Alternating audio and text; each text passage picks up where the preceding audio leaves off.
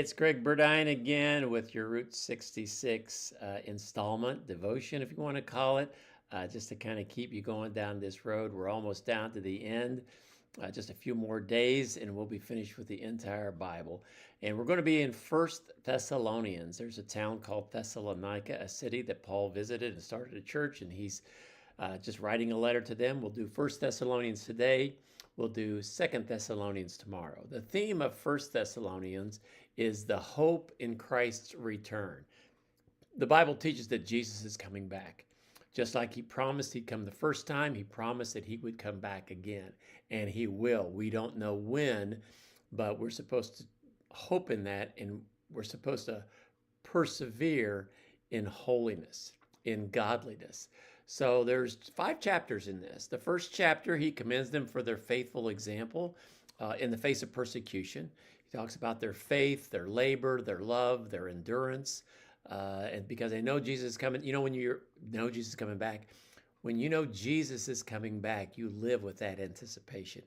The second chapter, he reminds them of their ministry with him. He was among them, and they even ministered after he was gone. He emphasized that they preached the gospel not for glory or for profit, but they were gentle, genuine messengers of Jesus Christ. And then in the third chapter, he expresses a great joy and relief that Timothy reported about their steadfast faith during affliction. You know, they didn't have phones back in those days. They had to have personal messengers, and Timothy came back and told them all they did, and he's praying for them that their love would increase until Jesus comes back. And then chapter 4, he commands believers to live a life of holiness, sexual purity, loving one another, caring for one another. He addresses some of the confusion regarding the fate of those who died. They've already died. What's going to happen if Jesus comes back? Are they going to miss it? And he said, no. You haven't missed it. And this is what the church commonly calls the rapture, the return of Jesus for his believers. Now, there's going to be another second coming where he's actually going to come to set up permanent residence on this earth. That's the second coming of Jesus, but this is the rapture that happens previous to that. And so he promises that in the end of chapter 4. In chapter 5, he assures them that the day of the Lord will not surprise believers.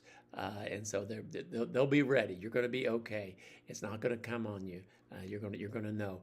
We don't know when Jesus is going to come back to capture us, but we do know once he gets us, we know that second coming of Jesus is going to be very imminent. He offers a list of practical instructions for living with other believers, for leadership, for prayer, and so it's just a good book. So here's some lessons from First Thessalonians I think that you can kind of park and remind yourself as you're reading through it.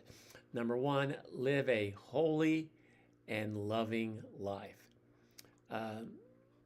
The expectation of Jesus' return should cause us to live a good life, a holy life, and should cause us to want to love others more, because we want when Jesus comes back for us to be doing what he wants us to do, and that is both in our actions and in our love for other people. So live a holy, loving life.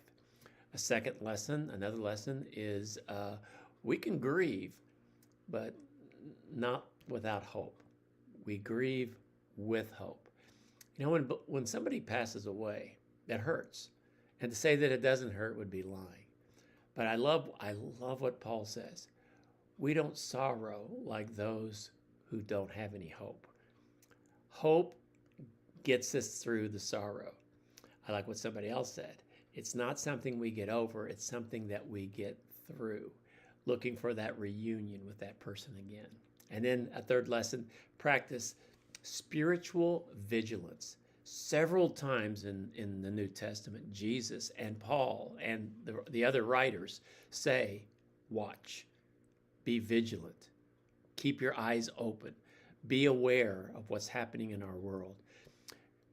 Be persistent, and this is reflected both in our actions and in our prayers, to be praying for things. And so practice spiritual vigilance. So enjoy the reading here in